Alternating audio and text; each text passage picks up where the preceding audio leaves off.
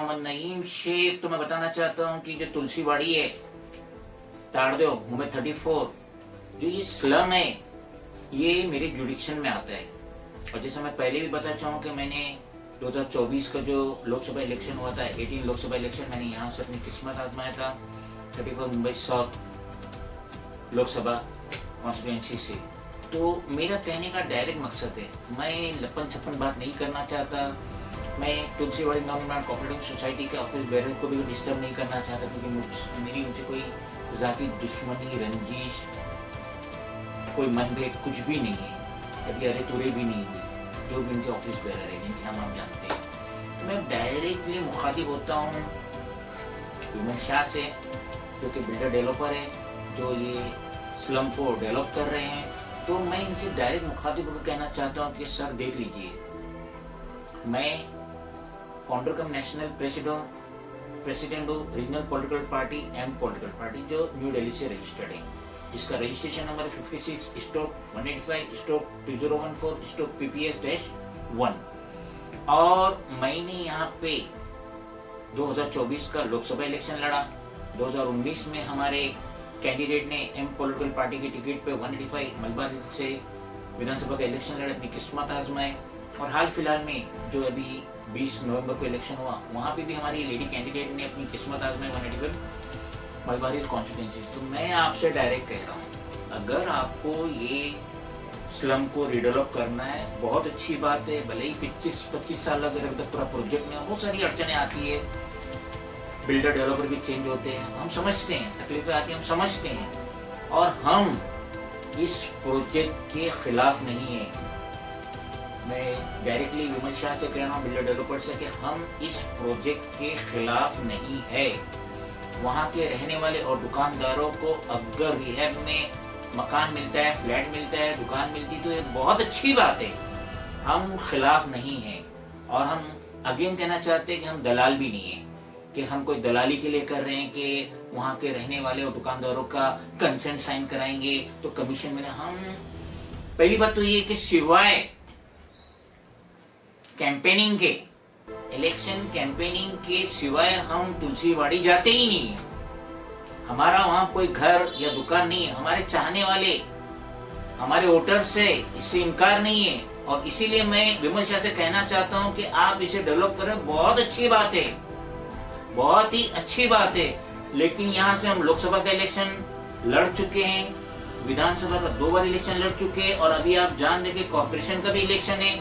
और यकीनन हमारे कैंडिडेट तुलसीवाड़ी ताड़देव से भी अपनी किस्मत आजमाएंगे एम पॉलिटिकल पार्टी की टिकट पे। तो हमारा ये मकसद है, हमारा ये कहने का मकसद है कि वहाँ के रहने और दुकानदारों से कोई भी धोखा फरेब नहीं होना चाहिए in respect of their rent, उनके रेंट के मुतालिक या उनके रिहैब में जो उनको दुकान और मकान मिलना है। तो कहने का मकसद साफ और शफाफ ये है कि बराए मेहरबानी आप जो रजिस्टर्ड नोटरी एग्रीमेंट कर रहे हैं वहां के रहने वाले दुकानदार और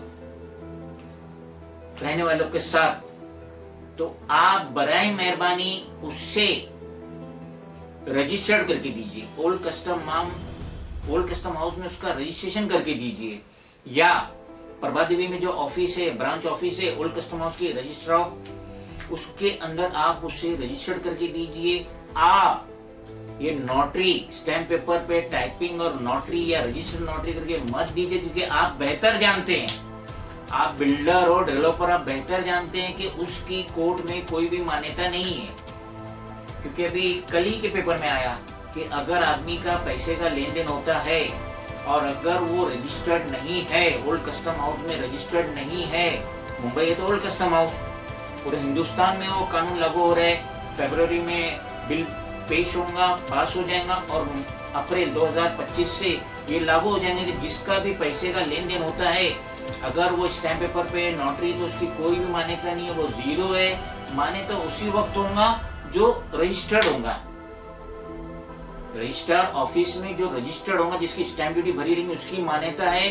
तो जब ये छोटा पैसे का लेन देन के लिए हमारी सरकार ने, हमारी देश की सरकार ने जो ये कानून बना दिए, फरवरी में पेश होगा, अप्रैल से लागू हो जाएगा, तो फिर आप ये समझिए कि जो घर और दुकानें ये तो एक ही छत होती है, और आप उससे अगर रजिस्टर्ड नोटरी करके दे रहे तो उसकी कोई मान्यता नहीं, ये आप भी बेहतर जानते हैं। और आपके ऑफिस के जो Tulsiwadi Navnirman property society limited के जो ऑफिस बेरर है वो भी बेहतर जानते हैं कि इस नोटरी की कोई भी मान्यता नहीं है।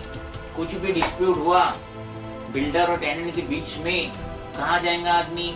पुलिस में कंप्लेंट करेगा, डिपार्टमेंट में कंप्लेंट करेगा, और आखिरी जो उसकी मंजिल है वो है कोर्ट। जब कोर्ट ही वो नोटरी को एक्सेप्ट नहीं करेंगी तो आदमी क्या करेगा? उसे 5 बीमारी आ जाएंगी, डायबिटीज, हार्ट, बीपी, अदर बीमारी आ जाएंगी, ना जाने कितनी खतरनाक बीमारी आ जाएंगी, टेंशन में, डिप्रेशन में। तो वो मत कीजिए। आप अगर इसका डेवलपमेंट करें तो यकीनन आप पैसा कमाने के लिए करें, जो आपका हक भी है। आप पैसा लगा तो पैसा कमाएंगे, जरूर कमाए, बहुत अच्छी बात है, बहुत ज्यादा कमाए, लेकिन वहाँ के रहने वाले दुकानदारों के साथ नाइंसाफी नहीं होना चाहिए। जैसा कि अभी तक आपने तो कोई प्रपोजल ही नहीं डाले वहाँ के दुकानदारों के मुतालिक कि आप कितना एरिया देंगे, कितना भाड़ा देंगे। 25 साल का अरसा गुजर चुका है और अभी तक आपने डिसाइड ही नहीं किया कि वहाँ के दुकानदारों के साथ क्या होगा। उन्हें दुकान मिलेंगी कि नहीं मिलेंगी, शॉप मिलेंगी कि नहीं मिलेंगी रिहैब में। तो मेरी आपसे रिक्वेस्ट है, being the national president of regional political party M political party, Mohammad Naeem Shaikh Vimal Shah builder developer से डायरेक्ट मुखातिब हो रहा है, उससे रिक्वेस्ट कर रहा है आप डेवलप कीजिए, आप टावर बनाइए, बहुत अच्छी बात है, ज्यादा पैसा कमाइए, वहाँ के रहने वालों को भी फला बहबूद है, बहुत अच्छी बात है। हम डेवलपमेंट के खिलाफ नहीं है, लेकिन वहाँ के रहने वालों के साथ कोई नाइंसाफी नहीं होना चाहिए, क्योंकि हमारे वोटर है और वोटर की क्या वैल्यू रहती है ये भी आप समझते हैं।